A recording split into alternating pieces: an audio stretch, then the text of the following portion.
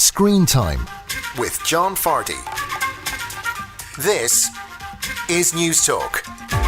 Hello and welcome to Screentime. I'm John Fardy and this is News Talk's TV and movie show. This week on the show, Reece Shearsmith, star and writer of League of Gentlemen and Inside Number 9, on his new movie In the Earth. Phil Lynott-Songs for While I'm Away hits cinemas this weekend, and I chat to its director Emer Reynolds about bringing Philo to the big screen.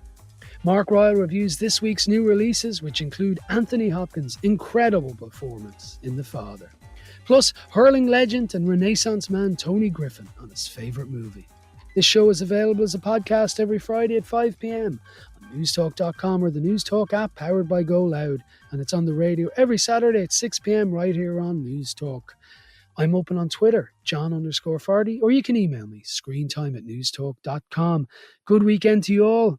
I got the jab on Thursday. Hooray, the elation for something that, didn't exist 16 months ago. The joy of coming out of that vaccine centre, having got my first dose, was incredible. Even getting the text, it's like the chosen. Anyway, we're all going to be chosen, and half of us have been already, and your time will come. And it's a nice feeling, it really is. Now, I have a very busy show this week, so I'm going to have to dispense with my normal, you should watch this on TV, because there's just too much happening. Chief among all that's happening is this. We had to send a rescue party in to get a group out a couple of months ago. They got lost. Why didn't they use GPRS? There's no phone reception in there. People get a bit funny in the woods sometimes.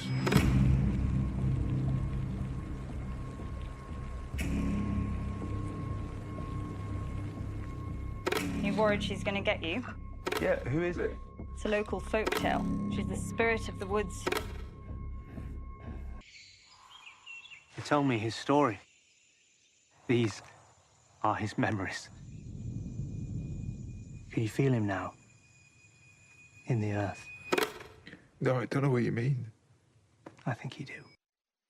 Yes, now that was a clip from In the Earth, which will be in Irish cinemas from next Thursday. And it's from acclaimed director Ben Wheatley, who gave us things like Sightseers, High Rise, The Kill List, and last year's version of Rebecca, which is still on Netflix, which I interviewed him about, actually. And he's a kind of horror / comedic, all sorts of kind of styles. A very unique movie maker. And in this movie, it takes place, strangely, when the world is in the grip of a virus. It's an unnamed virus, which is quite odd. And a scientist played by Joel Fry and a park ranger, they kind of venture into this forest where this scientist is trying to find another scientist about 15 miles in this forest in a medical facility where they're trying to, find some cures from this forest to help with this virus. But this forest is a very strange place and it's inhabited by weird forces. Chief among them is a man called Zach, who appears to be this guy who's just decided to live in a forest and is living off the grid. But there may be a bit more to Zach than that. And Zach is played by Reece Shearsmith, who people know as the writer and star, one of the writers and stars of things like The League of Gentlemen, that great English TV show, Psychoville, and lately Inside Number 9, which people love. Different every week, all about the number 9 features in it in some way, like on a door, but it has these different anthology stories each week with different actors. Really good show. Anyway, I spoke to Reece about In the Earth, League of Gentlemen, and all sorts of other things. Take a listen to this. I spoke to Ben for Rebecca, which he did last year. And I actually said to him during the interview, you are so unpretentious for a director, because he knows his movies inside out, but he's bullshit free, And I'm wondering, this is the third movie I think you've done with him. What's a Ben Wheatley set like? Is it a pretentious free working environment? Oh yeah, totally. Yeah. Ben is very sort of happy to have any suggestion thrown at him. He will not, is in no way megalomaniacal about how it's this way, my way or the highway. He's very collaborative, and I get on with him very well because I think we've got a sort of shared interest in horror and comedy as well. And it's a thrill to work with him. We're always pushing each other to try and get the right moment or the way of doing something. And he doesn't give lots of notes about character. He's quite oblique in the way that he'll give you snippets, but never the full picture. And I think he likes that then he's left, there's an air of mystery about you filling in the gaps as the audience. Yeah. And so that's an interesting way of working. But he's fantastic. His sets are, I mean, it was an extraordinary experience doing In the Earth because of all pandemic and COVID, and that was a strange experience. And we were out, I think, one of the few, if the only people doing it at that time in August. Yeah. So it was great, but all PPE'd up, but always a thrill to work with him. And he told me about the film in April, and then we were doing it in August. Amazing. So there's a couple of movies made in lockdown, and you know they tend to happen very fast because of all the stuff that was going on in the world. Was this a fast shoot in that way? Then you showed up at a forest and cracked on through it. Yeah, it was pretty much. Yeah, but I mean, I think regardless of COVID, it might have been the same length. We did that. Field in England in 14 days. Okay. I think he just knows, he calibrates very well what is required. You know, he knows he's not making Spider-Man. Yeah. So Now so, that'd be interesting. Not that In the Earth isn't interesting. But. Yes, yeah.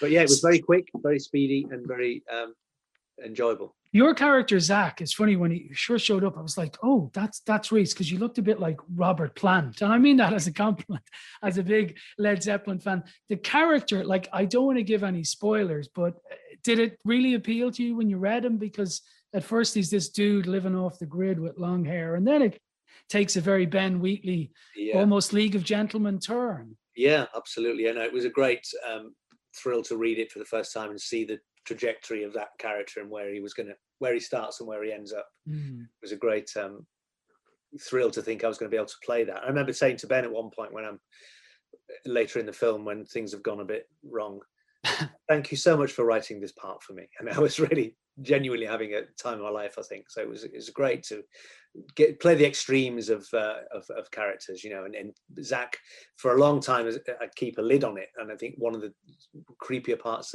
about him is that he's very certain and sure and calm about what his belief is. And then, you know, all hell breaks loose as we go down the road. Yeah. People know you because of your love of horror as well as other things. And there was a lot of times in this, I was thinking, and I don't mean it as a criticism or anything, but, you know, ancestors of this movie, from everything Texas Chainsaw Massacre, like you run out of, you know, you never run out of a list of horror movies. Did you feel some of those when you were making it? This reminds me of this. Oh, yes, very definitely. Yeah. I mean, and it's sort of part of the game of the film. I think that it feels like you go through different genres of film in the journey of this film. It's weirdly starts like a strange buddy movie, and then we go into a weird Texas Chainsaw slasher in the woods type scenario, and then we end up in Quatermass in its science. And so that was all part of, I think, the tussle of the argument, if you like, that Ben wanted to explore with this, which is human beings need to make stories out of, to have meaning, you know, the narratives we tell each other and ourselves get us through day by day in extreme circumstances. And Zach's got a version of that clarifies in his mind why he's ended up the way he's ended up and what he's worshipping. And Dr. Wendell, as the science version, has the same belief, different trajectory, and they're equally mad, both of them. They're just stories. They're mad storytelling devices that allow a way through. Yeah. I think that's the exploration of the film, really. Yeah. Can I just ask you briefly about Inside Number 9, which is continuing to have a very long life. And for people who don't know, it's an intriguing show where the number 9 plays a small and sometimes important role, and you've all these different stories.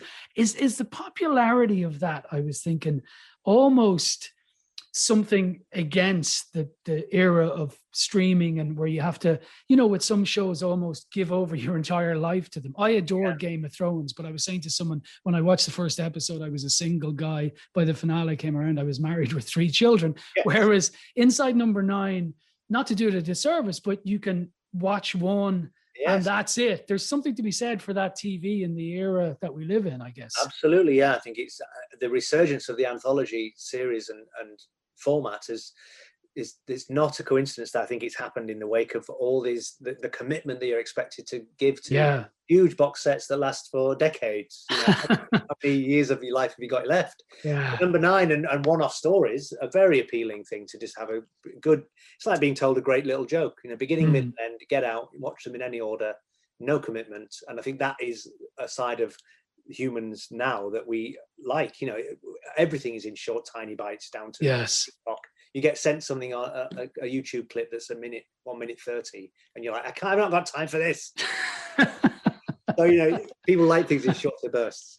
Yeah. And do you, like, you know, you run out of all the actors you've had in it, but like Timothy West, Ireland's own Fiona Shaw, do you every season come up with a kind of, I wonder if we can get these people?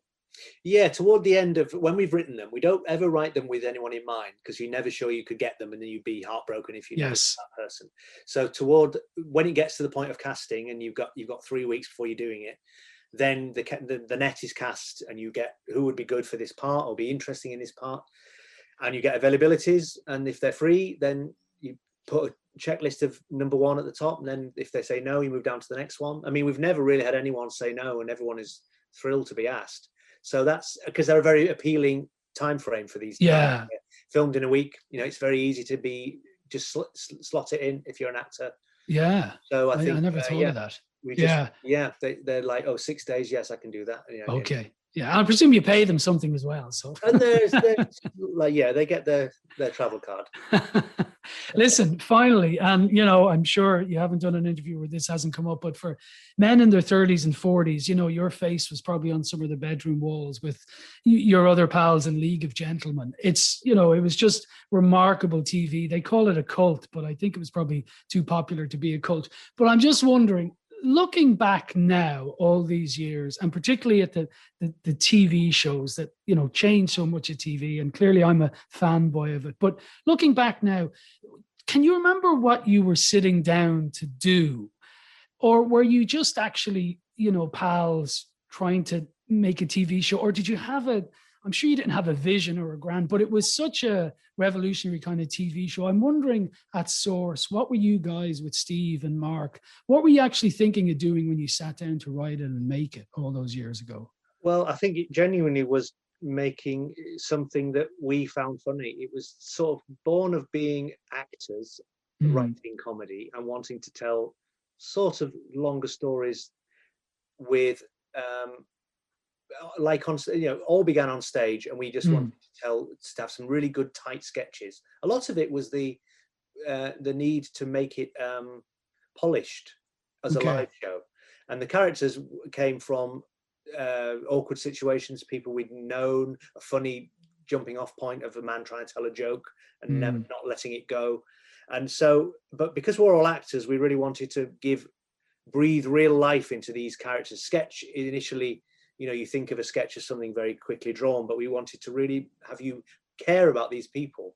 And when it came to do the TV, we were suddenly fleshing out what do these people look like? We've only ever done it on stage with very cool costume. And we never had a master plan. We just did it because we couldn't not do it on the fringe. And we took it to the Edinburgh Festival, and there people that didn't know us laughed at it. And that was the most thrilling time, because it was like, it actually works. It's not just our friends being kind. Yeah. Well, listen, we cared a lot. Me most of all. Thanks very much for talking to me, Reece. Cheers. Brilliant. Thanks, John. See you.